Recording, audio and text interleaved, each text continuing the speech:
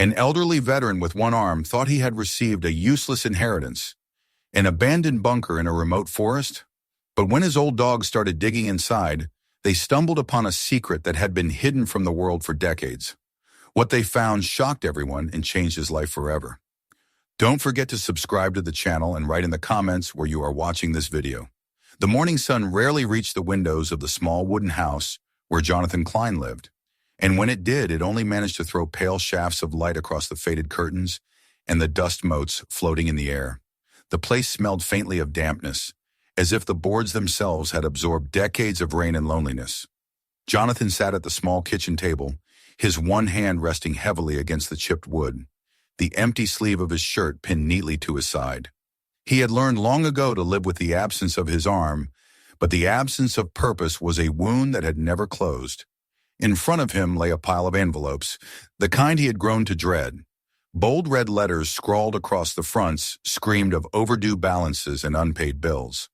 Each envelope was heavier than any weapon he had once carried because they were reminders that the world had moved on without him, and all he could do was try to keep up. Jonathan was not a man easily broken. In his youth, he had been strong, steady, the kind of soldier who could be relied on in the darkest of places. But time was a cunning enemy, slower than bullets, yet just as lethal. The battlefield he faced now was fought in shadows and silence. The thinning pension check that barely covered heating, the creak of floorboards reminding him that repairs were long overdue, the whisper of his own body failing him more with every year. He had tried to laugh at it once, telling himself he was still alive, and that alone was a victory.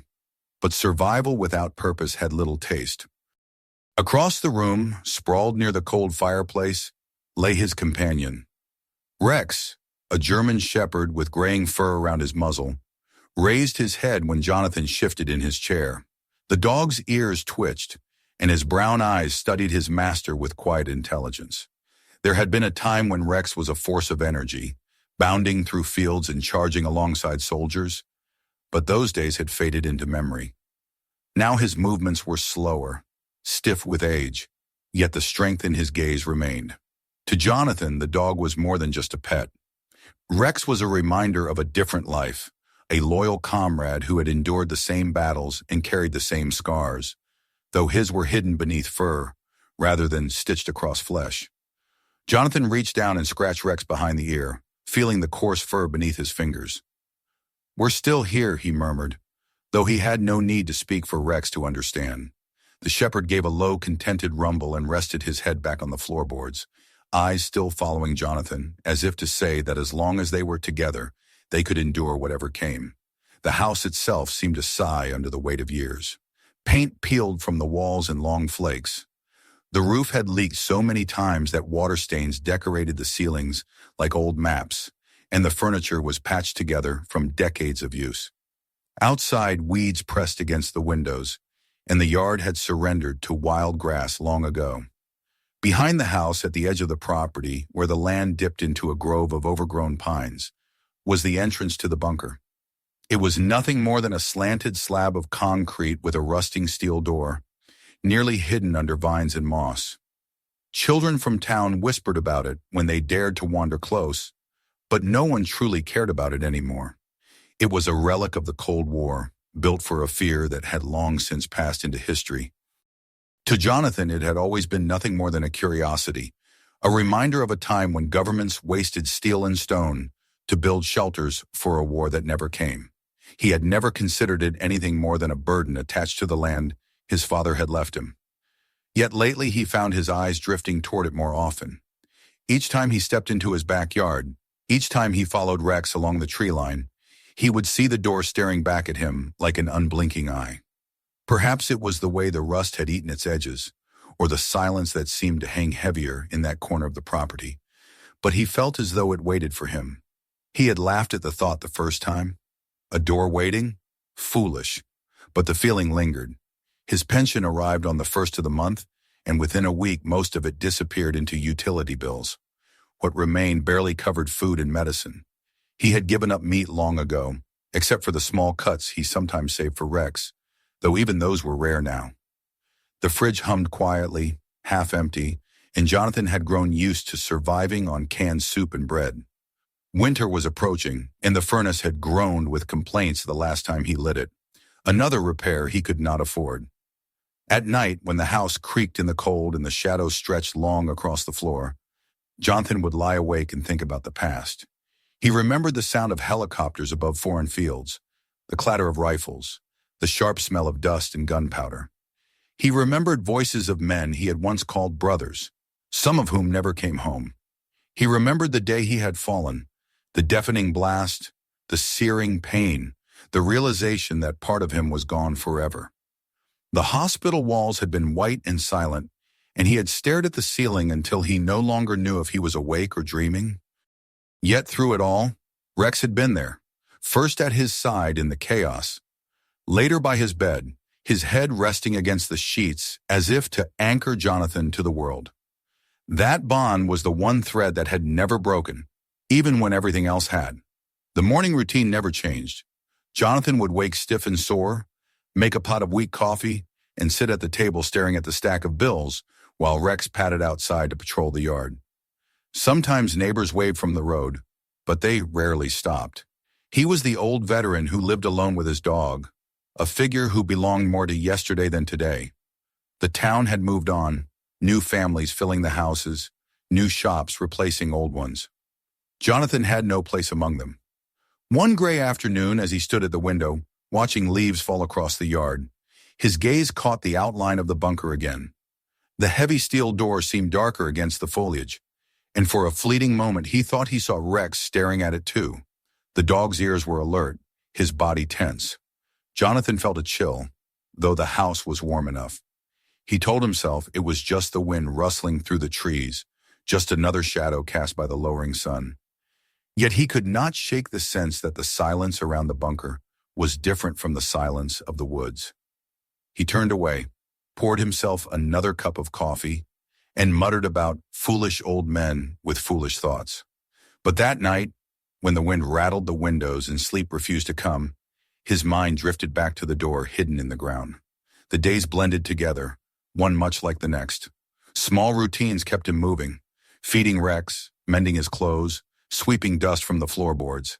He forced himself to stay busy because stillness brought memories he did not want. Yet no matter what he did, he felt the weight of the world pressing closer. The pension was shrinking as prices grew higher, and his body grew weaker with each passing season. The doctor had told him he needed medication to keep his heart steady, but how was he supposed to buy it when even bread and heating oil were luxuries? He had sold everything of value long ago, the metals, the tools, the spare car parts. All he had left was the land and the bunker buried beneath it. Jonathan sometimes joked bitterly to Rex that perhaps he would die in that bunker, forgotten by all but his dog. Rex would only tilt his head, listening with eyes that never mocked, eyes that had seen Jonathan at his strongest and at his weakest, and loved him just the same. There was comfort in that gaze, a reminder that not all was lost, but comfort did not pay bills. And as the stack of envelopes on the table grew higher, Jonathan realized he was nearing a breaking point. Something had to change. He could not go on simply waiting for life to end. There had to be some scrap of value left, some way to fight back against the emptiness. He found himself standing in the backyard one morning, the air sharp with the smell of pine and damp earth. The bunker door loomed before him, streaked with rust, half swallowed by vines. Rex stood at his side, his body still and watchful, as though he too felt the weight of what lay below. Jonathan rested his one hand against the cold steel, the chill seeping into his skin. For years he had ignored this place, dismissing it as useless. But now, with everything slipping away, he wondered if perhaps the answers he sought were not in the world above, but in the shadows beneath his feet. He pulled his hand back, sighed, and glanced at Rex. The shepherd's ears flicked, his gaze steady. Jonathan nodded slowly, almost to himself. The time for hesitation was over. Tomorrow he would gather what tools he had left and see what secrets the bunker still held. That night he lay awake longer than usual, listening to the slow breathing of Rex at his bedside. The house groaned under the shifting wind, but beneath it all was another sound, faint and imagined, the echo of something waiting in the dark earth. Jonathan closed his eyes and thought of the steel door, rusted yet unyielding, and for the first time in years he felt the stirrings of curiosity. Perhaps, just perhaps, there was something left for him to find. The next morning came heavy and gray, as if the sky itself weighed down upon the world. Jonathan rose earlier than usual, his body aching as it always did, but his mind unusually alert. The thought that had been brewing inside him for weeks had finally taken root, and now he could no longer turn away from it. He dressed slowly, fastening the buttons of his faded shirt with one hand, his movements practiced after years of the same ritual. The sleeve pinned at his side brushed against his chest as he moved, a constant reminder of the past, though today he found himself thinking less of what was gone and more of what still remained. On the kitchen table, the envelopes lay like vultures, their warnings bold and unforgiving. He stared at them for a long while, then pushed them aside with a weary exhale. Worry would not change the numbers printed inside, and he had already spent too many nights staring at them until his vision blurred. He poured himself a cup of coffee, the liquid weak and bitter, but it warmed his throat and gave him strength enough to continue. Rex padded over and sat beside him, his dark eyes steady and expectant. The dog always knew when something stirred inside Jonathan, as though he could read the tension in the air. "Today," Jonathan said quietly, though the words were for himself as much as for Rex, "we'll see what's down there."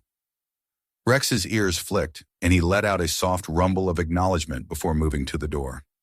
Jonathan followed him out into the cool air, the morning heavy with dampness from a night's rain. The yard stretched before them, unkempt and wild, the grass thick with dew. At the far edge where the land dipped toward the tree line, the bunker waited. Its rusted steel door jutted from the ground at an angle, streaked with brown and orange, half hidden beneath creeping vines.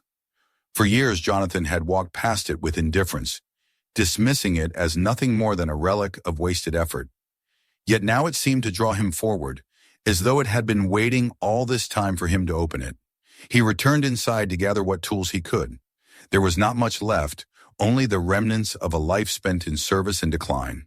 He found his old army flashlight, its grip worn smooth, and shook it until the faint beam flickered to life. He packed a crowbar, a rusted spade, and a small canvas bag with a few bottles of water and some food scraps. Rex watched him the entire time, his head cocked as though weighing every movement. When Jonathan slung the bag over his shoulder, Rex rose to his feet without needing to be told, ready to follow. The walk to the bunker felt longer than it was. Each step carried with it the weight of doubt. What did he expect to find? The walls of concrete and the stale air of a shelter long abandoned? Empty crates and rusted tools? Or nothing but disappointment? He told himself it did not matter. Even if the place was useless, he could at least clear the space, salvage what scraps of metal he could, and perhaps sell them for a few dollars. Every small gain mattered now. Yet beneath his practical reasoning, something deeper stirred, a flicker of curiosity, of purpose, the faint echo of the soldier he had once been. When he reached the door, he stood still for a long while.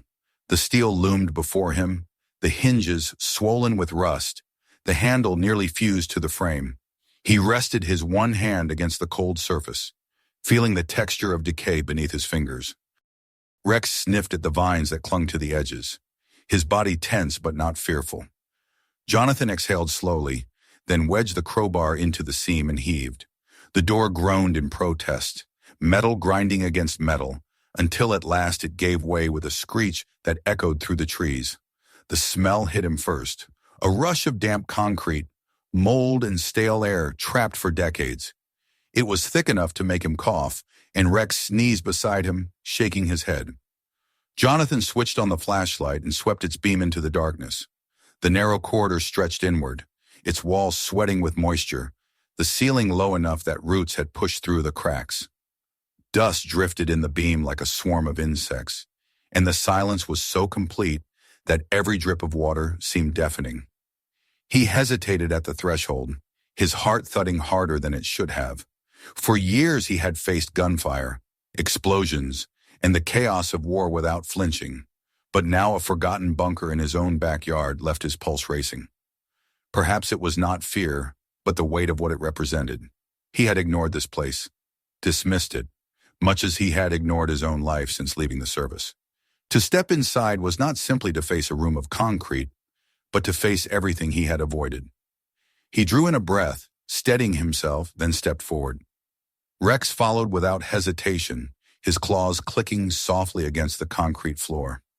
The beam of the flashlight revealed peeling paint, old warning signs in faded letters, and the rusted remains of a ventilation grate. Jonathan moved slowly, his boots crunching on debris. The corridor led to a larger room where broken crates lay scattered, their wood swollen and cracked with dampness. Metal barrels leaned against one wall, their surfaces mottled with corrosion. Jonathan set his bag down and began clearing a space, brushing aside years of neglect. He worked with the determination of a man who had nothing left to lose. Each piece of debris he shifted reminded him of the discipline that had once guided his hands, the routines that had kept him alive in places far worse than this. Sweat beaded on his forehead despite the chill, and his breath echoed in the confined space. Rex moved cautiously, nose to the ground, tail stiff. The dog sniffed along the walls, pausing at corners, his body alert. Jonathan glanced at him often, trusting his instincts more than his own. Animals could sense what men often overlooked, and Rex had saved his life more than once on foreign soil. Now in the silence of the bunker, the shepherd's movements carried the same deliberate precision, as if he were on duty once again. Jonathan cleared one corner, stacking broken boards and rusted scraps into a pile. He straightened, rubbing his lower back, and looked around the room with narrowed eyes. This was only the beginning, he knew. The bunker stretched deeper, its passages branching into the earth. He had only just begun to scratch at the surface. The question gnawed at him. Why had his father or those before him kept this place? Why leave it untouched for decades? There had to be something more than a concrete hole in the ground. The beam of the flashlight swept across a section of wall where paint had peeled away in large strips, revealing dark stains beneath. Jonathan frowned and stepped closer, running his fingers across the uneven surface. The wall was cold, damp, unremarkable. Yet Rex moved toward it as well, his nose pressed against the cracks, his breath quickening. The dog pawed at the ground, then at the wall itself, claws scraping softly against the stone. Jonathan crouched beside him, studying the wall with new attention. It was nothing more than bricks and concrete, but there was a faint line, a hairline seam running vertically, so thin it could easily have been overlooked. He pressed against it, but it did not move. For now he set the thought aside, but he marked it in his memory. After an hour of labor, his muscles trembled with fatigue. He leaned against the wall and let the flashlight rest on a crate, its beam casting long shadows across the room. Rex settled beside him, panting lightly, though his eyes remained fixed on that section of wall. Jonathan wiped the sweat from his brow and let out a humorless chuckle. "This place isn't much," he muttered, though deep down he knew it had already become more than he expected. Outside, the light of day dimmed as clouds thickened, and the wind picked up in the pines. The bunker, silent and stale, seemed to press around him, as though it had been holding its breath for decades and was only now beginning to exhale. Jonathan closed his eyes for a moment, listening to the steady breathing of Rex, and felt a strange calm settle over him. For the first time in months, he was not simply drifting through another empty day. He was doing something, even if he did not yet know what. He gathered his things and prepared to leave, knowing he would return tomorrow.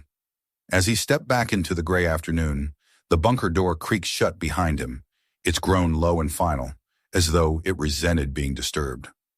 Jonathan glanced back once, then started toward the house with Rex at his side. The cold air filled his lungs and he realized his hands no longer shook with exhaustion alone. They trembled with anticipation. That night, as he sat once more at the kitchen table, the envelopes still waiting, he found he could not look at them the same way. They were still heavy, still damning, but they no longer felt like the end. Somewhere beneath the earth, hidden behind rust and silence, there was something left to find. He did not know what it was yet, but he knew with certainty that tomorrow he would return, and the day after, and as many times as it took.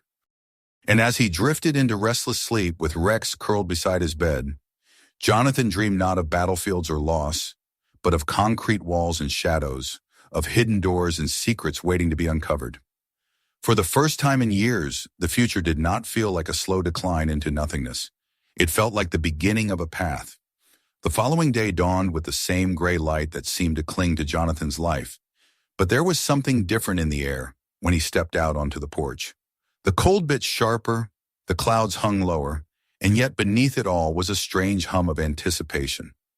He had not slept well, his mind spinning through images of cracked walls, rusted steel, and the faint seam that Rex had shown him. The memory of the dog's paw scratching at the concrete would not let him rest. He had seen things in battle. He had learned to trust the instincts of his comrades, and in his eyes, Rex had always been more than a companion. He was a soldier too. If Rex believed something lay hidden behind that wall, then Jonathan would not dismiss it. He prepared as best he could. His canvas bag was heavier this time, filled with tools he had not touched in years. A hammer, a chisel, an old hand drill that barely held together, a small lantern in case the flashlight gave out. He even found a pair of thick gloves buried in a drawer, stiff with age but still serviceable. Rex waited by the door, tail still but eyes alert, as though he understood the importance of the task. Together they crossed the yard, the grass crunching underfoot, until they reached the bunker once again. The door groaned as Jonathan forced it open, the sound scraping against his nerves. The smell of damp stone and rust greeted him, colder than the air outside. He stepped inside with Rex close behind, the beam of his flashlight sweeping across the chamber he had cleared the day before. Dust floated lazily in the light, disturbed by their arrival. For a moment, Jonathan simply stood, feeling the weight of silence pressing in, before setting his bag on the floor and moving toward the wall where Rex had lingered yesterday. The shepherd went straight to it, as if no time had passed. He sniffed the base, pawed once, and then sat back on his haunches, ears pricked forward. Jonathan crouched and ran his gloved hand over the uneven surface. The seam was there, almost invisible, a faint line cutting through the concrete. He tapped it lightly with the hammer and felt a dull echo beneath. Hollow. His heart quickened at the sound. Working carefully, he set the chisel against the line and struck it with the hammer. The clang rang through the bunker like a gunshot, startling in its force. Rex stiffened but did not move, his gaze locked on his master. Jonathan worked slowly, striking again and again, each blow sending vibrations through his arm. The wall resisted, as if determined to keep its secrets, but he was relentless. Sweat ran down his temple despite the chill, and his breath came hard. After long minutes of effort, a crack spread through the seam. Dust poured out, coating his gloves and filling the air. He coughed, wiped his brow, and struck once more with all the strength he had. The brick shifted. It slid with a grinding sound, revealing a dark cavity behind it. Jonathan froze, staring into the black opening, his pulse hammering in his ears. He widened the hole with trembling hands until he could peer inside.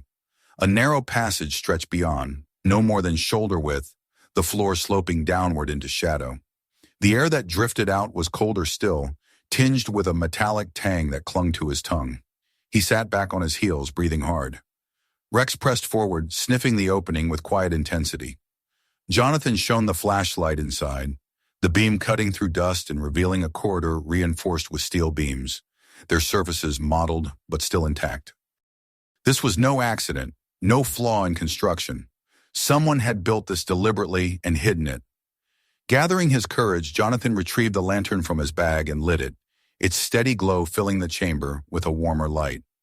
He adjusted the strap of the flashlight and then squeezed himself through the opening. Rex followed easily, his body brushing against the walls as he moved. The narrow corridor led them downward, the silence broken only by the drip of unseen water and the sound of their footsteps. At the end of the passage lay a small chamber. Jonathan stopped just inside the threshold, his breath catching at the sight. Wooden crates, stacked and long forgotten, filled one corner, their surfaces warped with damp but still intact. Beside them sat metal boxes, their lids rusted but unbroken. Papers lay scattered across the floor, yellowed with age, their ink faded into smudges. A steel desk slumped against the far wall, its drawers half open as though abandoned in haste. Jonathan stepped forward cautiously, sweeping the beam of light across the room. His boots crunched on brittle paper. He bent and picked up a fragment. The words barely legible but marked with stamps of authority, phrases like confidential and for official use only. He turned it over in his hand, his heart racing. These were no ordinary records. He moved to the desk and tugged open a drawer. Inside lay a bundle of notebooks bound in leather, their edges stiff with time. He pulled one free and flipped it open. The handwriting was cramped and dense, lines of numbers, diagrams, and notes written in a hurried hand. The words spoke of supply routes, of hidden stockpiles, of movements that did not match any official story he remembered from history. Jonathan's brow furrowed as he traced the lines, though much of it made little sense. Rex padded around the room, nose pressed to the floor, tail twitching. The dog paused by a metal container and sniffed at it, then gave a low growl. Jonathan hurried over, shone the flashlight down, and saw that the box was sealed with a heavy latch, the kind used for military storage. He knelt, brushed away the dust, and tugged at the latch. It resisted at first, then snapped open with a sharp crack. The lid groaned as he lifted it, the hinges shrieking after decades of silence. Inside were more papers, rolled maps tied with twine, and a small tin canister. He reached for the maps, unrolling them carefully across the desk. Lines crisscrossed the pages, arrows pointing to locations marked with symbols. Many were unfamiliar, but some names he recognized faintly from history-old installations, forgotten towns. The maps were covered in annotations, cryptic marks that suggested secret movements, hidden intentions. Jonathan's throat tightened. What was this place? Why would his father or grandfather have left such things buried here? The bunker had always been a curiosity, but now it was something else entirely, a vault of forgotten truths. Rex barked suddenly, sharp and quick, pulling Jonathan from his thoughts. The dog stood near the far wall, ears forward, his body tense. Jonathan grabbed the flashlight and hurried to him. The beam revealed another section of wall, stained and uneven like the last. Rex pawed at it insistently, his claws scratching furrows into the surface. Jonathan touched it with his gloved hand and felt again that faint, hollow resonance. Another compartment. He stepped back, his mind whirling. He could barely process what he had already found. And now there was more, hidden deeper still. The weight of it pressed on him, heavier than any weapon he had ever carried. He sank onto the steel chair, the maps spread before him, Rex's growl rumbling in the background. The bunker was no empty relic. It was a puzzle, built to hide, perhaps to protect. Whatever lay beyond that second wall, whatever secrets waited in the shadows, he knew he would have to uncover them. Not just for money, not just for survival, but because something inside him demanded it.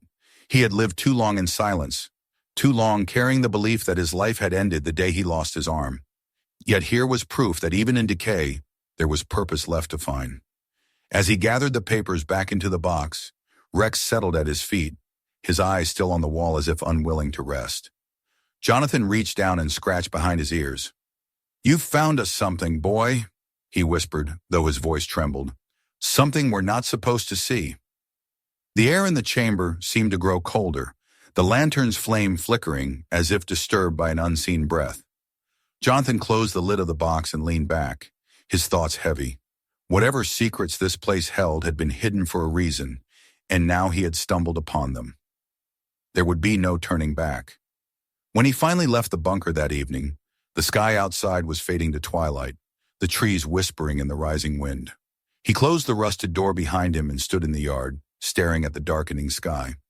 Rex pressed against his leg, steady and loyal.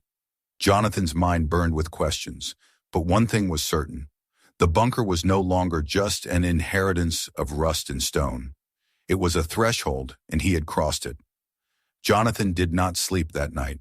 He sat at the kitchen table, the lantern from the bunker burning low beside him, the bundle of notebooks and scattered maps laid out in front of him, like fragments of a dream he could not quite piece together. The air in the small house was cold, and the walls creaked with the restless wind outside, but Jonathan hardly noticed. His hand traced lines of faded ink, his eyes straining against the smudged letters, as he tried to force meaning from the chaos left behind by men long gone. Rex lay at his feet, silent but awake, his ears twitching whenever Jonathan shifted. The dog's presence was the only thing grounding him in that moment, reminding him that he was still here, in the present, not lost completely to the shadows of the past.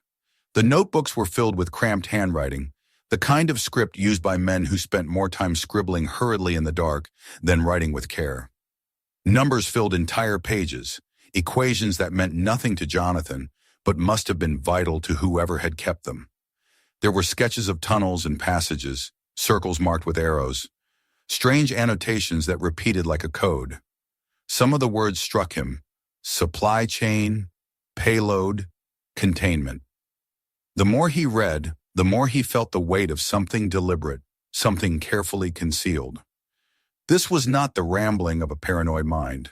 This was the record of someone documenting a hidden truth. Jonathan leaned back and rubbed his temple. He was no historian. He had spent his life in combat zones, his skills honed in survival and tactics, not in deciphering riddles from half a century ago. But something inside him refused to dismiss it. He could feel the intent behind the words, as if the man who wrote them had known one day someone else would be forced to pick them up, to continue the burden. That thought unsettled him more than anything. Why him? Why now? Rex lifted his head, staring toward the door. Jonathan followed his gaze, half expecting to see a shadow moving across the glass. The night outside was silent, only the trees bending in the wind. He told himself it was nothing, yet unease lingered. Perhaps it was only his imagination, fed by exhaustion and the oppressive mystery of what he had found. He reached down and brushed his fingers against Rex's head, whispering reassurance, though it was as much for himself as for the dog. When dawn came, he returned to the bunker, driven by an urgency he could not explain. The air inside was colder than before, as though the earth itself was holding secrets tight in its lungs. He lit the lantern and carried it into the hidden chamber, laying out the maps on the steel desk. He studied them in the clearer light, his finger tracing routes marked across states, lines of movement that cut through borders and towns. Many were familiar from his service, old bases and installations now decommissioned or forgotten. But there were others that meant nothing to him, places marked with cryptic symbols or codes. Among the scattered papers, he found loose sheets that seemed to be reports, typed on thin paper with the blunt force of old machines. The language was clipped, official, but the meaning came through. Movements of material not accounted for in any public record. Discussions of unauthorized transfers, references to assets held in containment. Jonathan frowned, his mind turning over the words. Assets, containment. What had been locked away down here besides paper and maps? Rex prowled the chamber restlessly, his nails clicking against the concrete floor. He sniffed at crates and boxes, pausing at one corner where the wall darkened with damp. Jonathan moved to him, pressing his hand against the surface. It felt colder than the rest, and when he rapped his knuckles against it, the sound came back hollow. Another compartment. He cursed under his breath, feeling the stirrings of both dread and excitement. Whoever had built this bunker had gone to extraordinary lengths to conceal layer after layer of secrets. He set to work with his tools, chisel and hammer echoing through the chamber. The concrete chipped away reluctantly, dust coating his gloves and beard. Rex growled low, pacing behind him, as though sensing what lay beyond. Finally, a section gave way, and Jonathan pried a loose stone free. The lantern light spilled into a recess behind it. Inside was a small alcove, sealed away for decades. Within lay a stack of reels, magnetic tapes coiled in their plastic cases, their labels faded but still legible. He pulled one out, brushing away dust, and squinted at the words typed neatly on a strip of yellowing paper. Operation Winter Vault Confidential. His pulse quickened. He set the reel on the desk, pulling more from the compartment. There were half a dozen in all, alongside a tin box filled with documents marked with the same code name. He opened the box carefully, lifting out a folder brittle with age. Inside were reports stamped with dates from the 1960s, signatures of officers and paragraphs that made his stomach tighten. Discussions of civilian experiments, of funds diverted, of men in positions of power covering trails that should never have been buried. Jonathan sank into the steel chair, the folder trembling in his grip. His eyes moved across the words, and each sentence felt like another stone placed upon his chest. He had spent his life believing in service, in sacrifice for country, in the honor of men who wore the uniform. And here in his hands were accounts of betrayal, corruption disguised as patriotism, lies sealed away in the earth. He closed his eyes, fighting the tide of anger and despair that surged through him. Rex pressed his head against Jonathan's leg, grounding him once again. The shepherd's warmth was a reminder that loyalty, at least, was not a myth. Jonathan stroked his fur absent-mindedly, his thoughts torn between fury and disbelief. How much of what he had given his life to had been built on illusions? How many men had died while others grew rich in shadows? He forced himself to keep reading, turning page after page. Names appeared, repeated through different reports, names of families and corporations that echoed faintly in memory. Some still existed today, their power only grown. He realized with a sick twist that the ghosts of the past were not ghosts at all. They had simply changed mass. The weight of it all nearly drove him to shove the papers back into the box and bury it again. He had no strength for this fight. He was an old man with one hand and a loyal dog, barely surviving from month to month. What could he do with truths buried for half a century? Who would even listen? Yet something deeper, stubborn as the marrow in his bones, whispered that he had no choice. To leave this in the dark was to let the lies live forever. The lantern flickered, shadows jumping along the walls. Jonathan stared at them, his jaw tight. He remembered comrades who had never returned home, their bodies left on foreign soil while politicians shook hands and made speeches. He remembered Claire, his wife, who had carried his burdens with grace until sickness stole her away, and the endless letters from insurance companies denying help, one after another, until there was nothing left but loss. He thought of those letters as he held the old reports in his hand, and the fury that rose in him was no longer for the past but for the present, for the truth that corruption had never really died. He packed the reels and documents carefully into his bag, his movements precise despite the shaking of his hands. Rex stood guard by the doorway, ears pricked toward the silence outside. Jonathan blew out the lantern and closed the compartment behind him, though he knew nothing could ever truly be sealed again. He carried the weight of the past now, and there was no setting it down. When he emerged into the gray daylight, he squinted against the weak sun. The wind moved through the pines with a hollow moan, as though the earth itself disapproved of what he carried. Jonathan adjusted the strap of his bag and looked down at Rex, who trotted at his side with steady resolve. For a moment, Jonathan felt less like a broken old man, and more like the soldier he once had been, standing at the edge of a battlefield not yet seen, but already inevitable. The chains of the past had fastened themselves to him, and whether he wanted it or not, he was now bound to follow where they led. Jonathan had lived most of his recent years in near invisibility, a forgotten figure on the edge of town. But after uncovering the reels and documents, he could no longer shake the sense that eyes were on him. At first it was only a feeling, a tingle at the back of his neck when he stood at the window. The way Rex would stare into the distance with ears pricked as though catching sounds too faint for Jonathan to hear. He told himself it was nerves, the weight of what he had found pressing on his mind until it conjured shadows where none existed. Yet within days those shadows took form. It began with the cars. The road near his property was rarely traveled, a cracked stretch of asphalt winding through forest where only locals bothered to drive. Jonathan knew every truck that passed, every neighbor's battered sedan. That was why the first black SUV caught his attention immediately. Its polished surface gleamed unnaturally against the backdrop of mud and pine, its tinted windows reflecting nothing. It slowed near his driveway, but did not turn in, rolling on with a patience that felt deliberate. Jonathan watched from behind the curtain, his breath held, until it vanished down the road. Rex stood at his side, tail stiff, growling low in his throat. The next day another appeared, or perhaps the same one. This time it stopped altogether at the end of his drive. A man in a tailored coat stepped out, looked around as if surveying the land, then scribbled something on a notepad before climbing back in. Jonathan's chest tightened as he pulled the curtain shut. His instincts told him everything he needed to know. These were not lost travelers. They were scouts. 2 days later, they came directly to his door. He had been splitting wood when the sound of tires crunching gravel reached him. Rex barked sharply, hackles raised, as two men in clean suits stepped from a vehicle that looked absurd against the backdrop of his weathered yard. Their smiles were wide, but their eyes were wrong, too focused, too clinical. "Mr. Klein," one of them called, voice warm as if greeting an old friend. "May we have a word?" Jonathan straightened slowly, sweat glistening on his brow. His axe remained buried in the log before him. He did not return the smile. Rex pressed close to his side, body taut with tension. They spoke smoothly, their words rehearsed.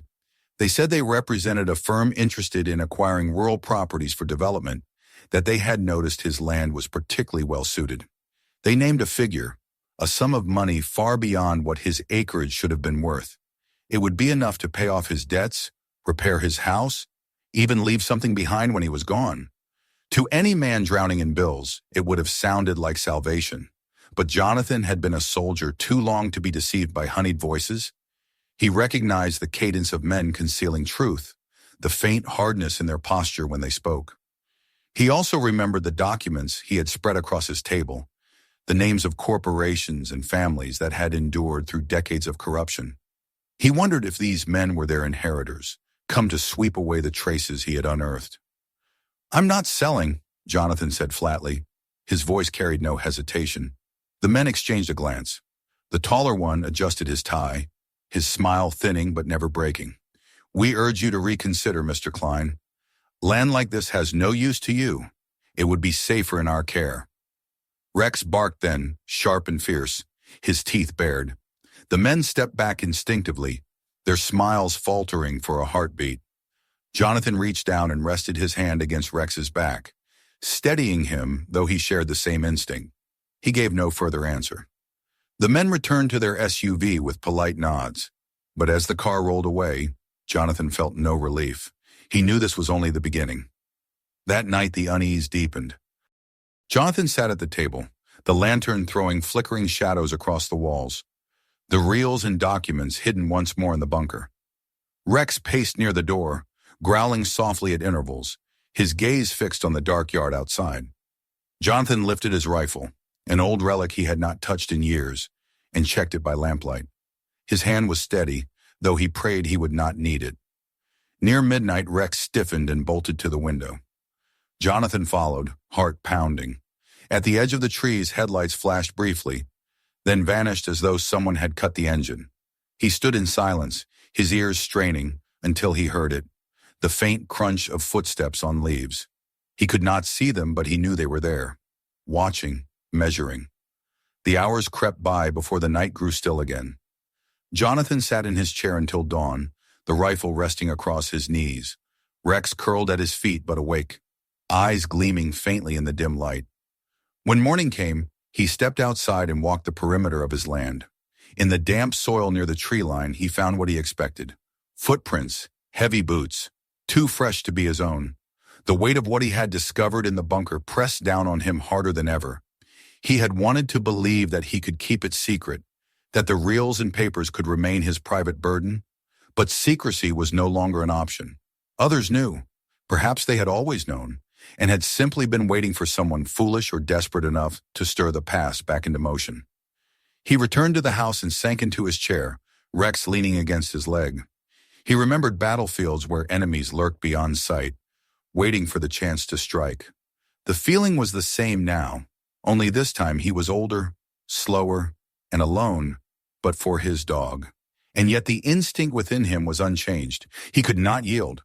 Whatever the cost, he would not surrender his land or the truth buried beneath it. The following days confirmed what he already knew.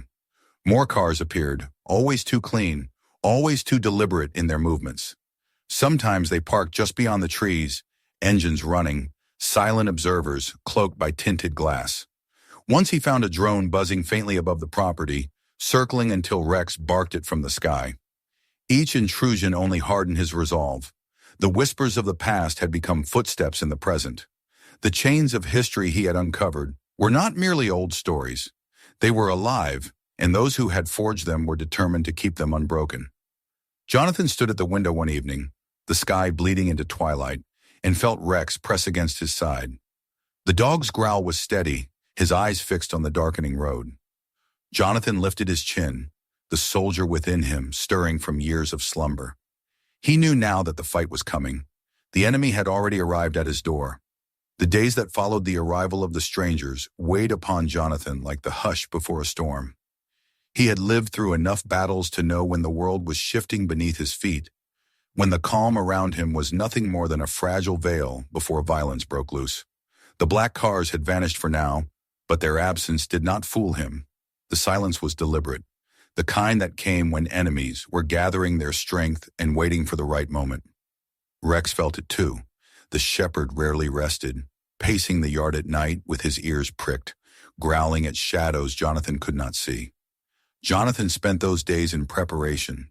The reels and papers he had carried from the bunker he returned carefully to their hiding place, not trusting the frail walls of his house to protect them. He sealed them again within the hidden chamber, beneath crates and debris, praying that if men came to search, their eyes would not reach as deep as his had.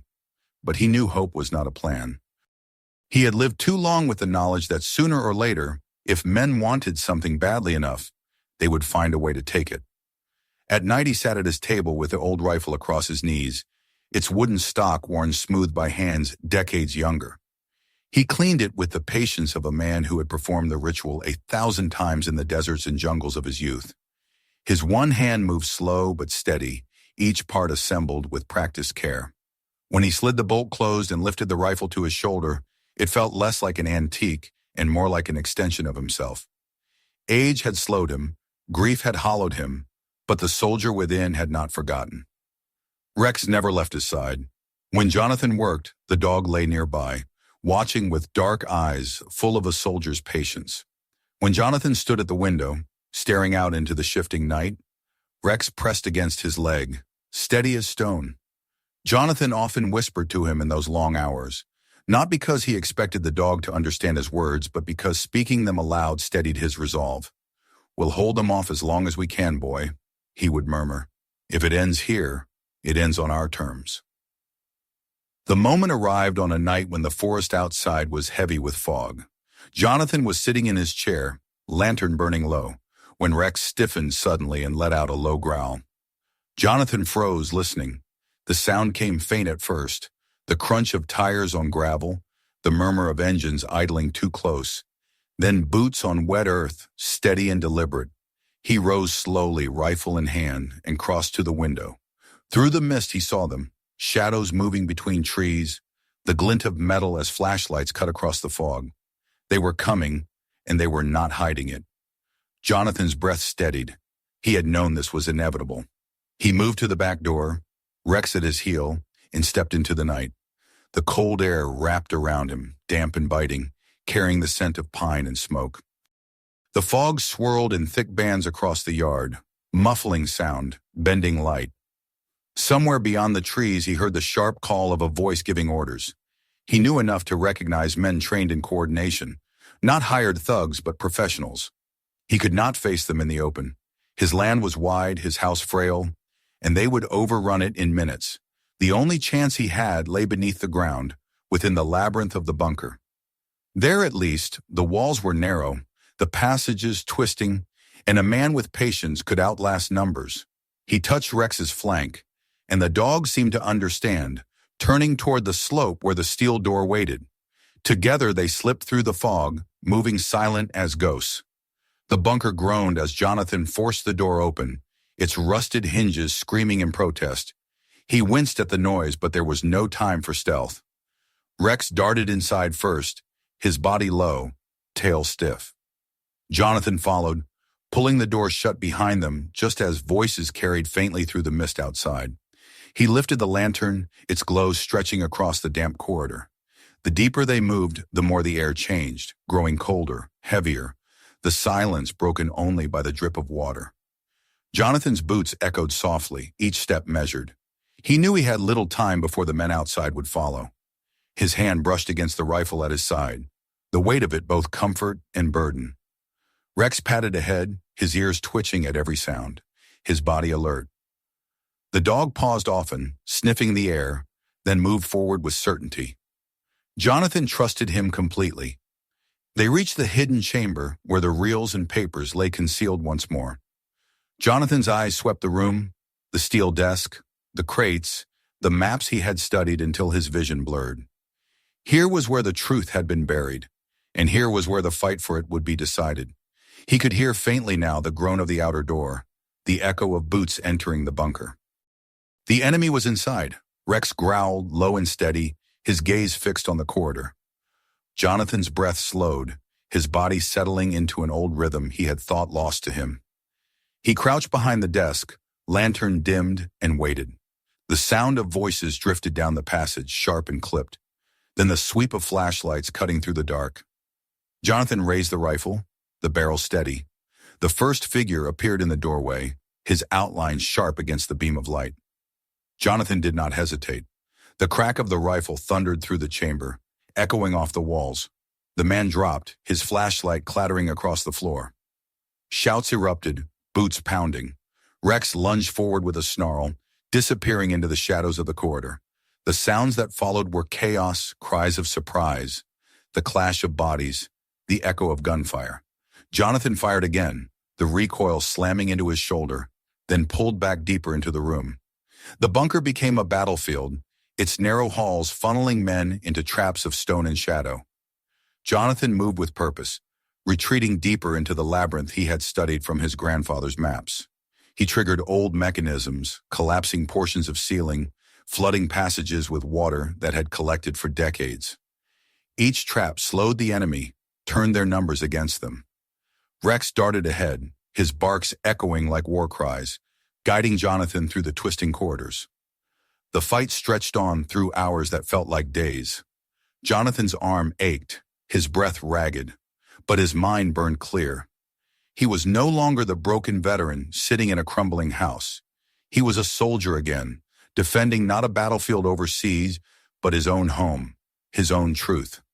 Every step, every shot, every breath carried the weight of all the men who had fought beside him, of his wife whose memory still anchored him, of the promise that he would not let the lies of the past remain buried.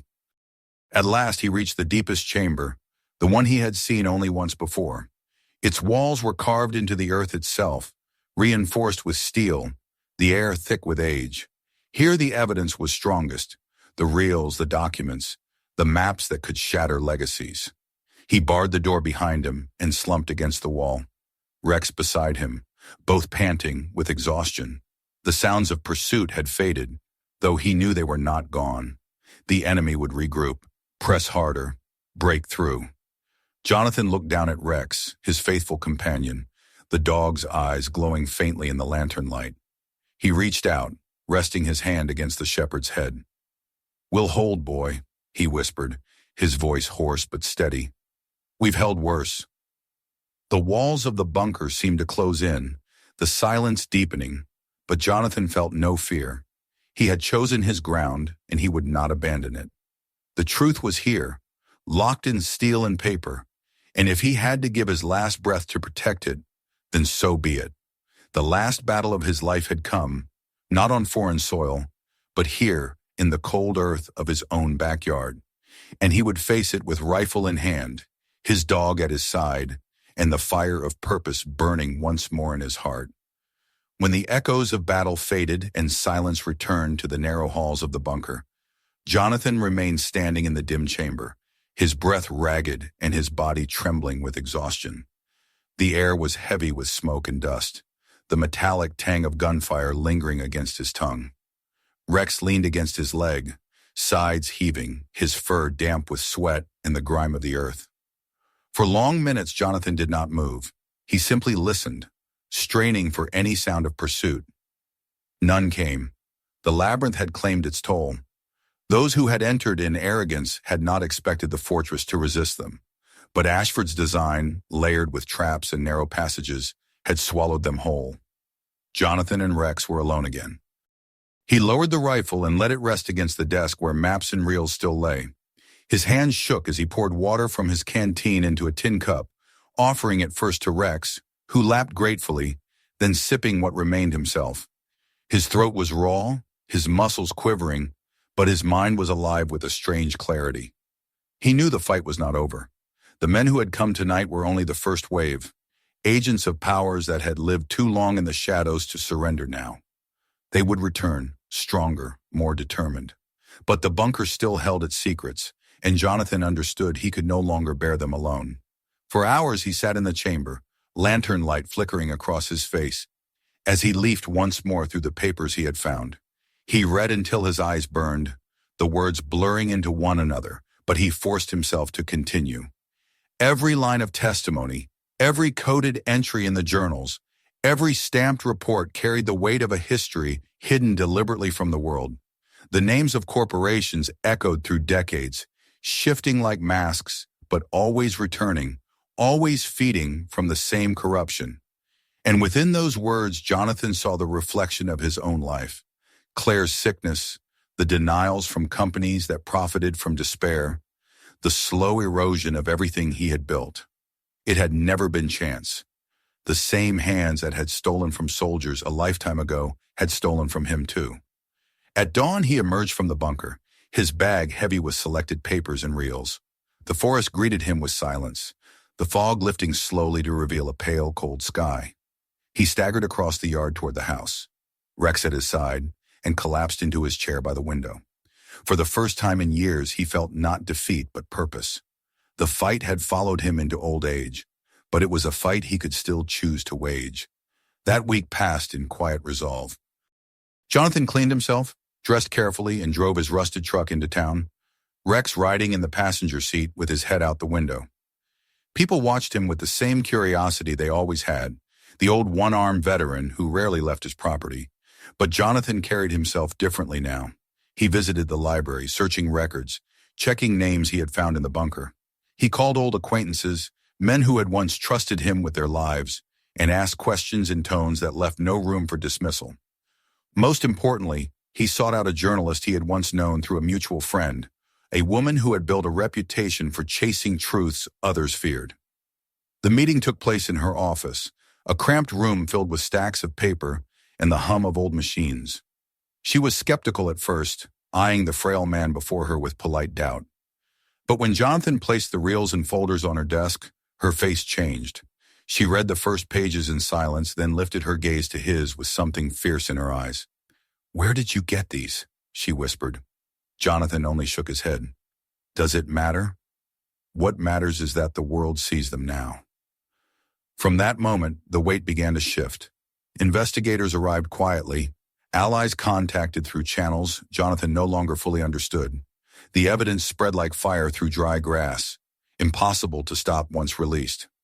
Stories appeared in papers, whispers turned into shouts, and names long buried rose again to the surface. Some denied, some threatened, but the tide had turned. The truth was alive. Jonathan remained in his small house, watching the storm from afar. He received letters and calls, some of thanks, some of anger, but he ignored most of them. He had done his part. He had unearthed the rot and placed it in the light. That was enough.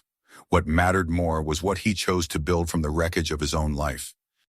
With the small sum offered to him quietly as compensation for his fine money from organizations desperate to appear just, desperate to heal what could not be healed, Jonathan did not repair his house or buy comfort for himself. Instead, he created a fund in Claire's name, one meant to ease the burden of veterans' families crushed under medical costs, the same burden that had taken her from him. It was not vengeance, not really. It was justice in a form that mattered to him. Through it all, Rex never left his side. The old shepherd slowed further as the months passed, his steps stiffer, his breath heavier, but his eyes never dimmed. Jonathan built a small porch overlooking the yard, and together they sat there each morning, watching mist rise from the pines.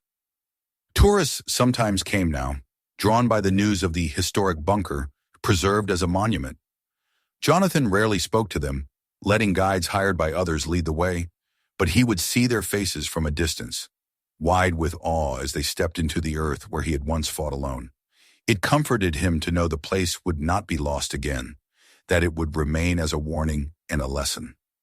On one such morning, as the sun broke through the clouds in golden shafts, Jonathan rested his hand on Rex's head and whispered, "We did it, old friend." The shepherd thumped his tail weakly, his eyes half closed in peace. Jonathan felt his own chest ease, a lightness he had not known in decades filling him. For so long he had believed his life had ended, with the loss of his arm, with the fading of his strength, with Claire's last breath. But here, at the end, he had found purpose again. Not in battles overseas, not in medals or glory, but in truth, loyalty, and the quiet companionship of a dog who had never abandoned him. As the day warmed and the voices of visitors drifted faintly from the trees, Jonathan leaned back in his chair, eyes on the horizon. He thought of all the choices he had faced, to bury or reveal, to surrender or fight, to despair or to endure. And he realized that each man carried a bunker of his own, a place buried deep within that seemed empty until courage pried it open. Inside were not always gold or weapons, but truths, memories, and strength that could change everything if only brought to light. The wind stirred softly through the pines, carrying the scent of earth and leaves. Rex sighed and laid his head on Jonathan's knee. The old soldier smiled faintly, his gaze steady, and for the first time in years, peace felt real. If this story moved you, don't let it end here. Hit subscribe right now so you don't miss the next powerful story waiting to be told. Share this video with friends and family. Someone you know needs to hear it. And when you're done, dive into our other videos for even more stories that will keep you thinking long after the screen goes dark.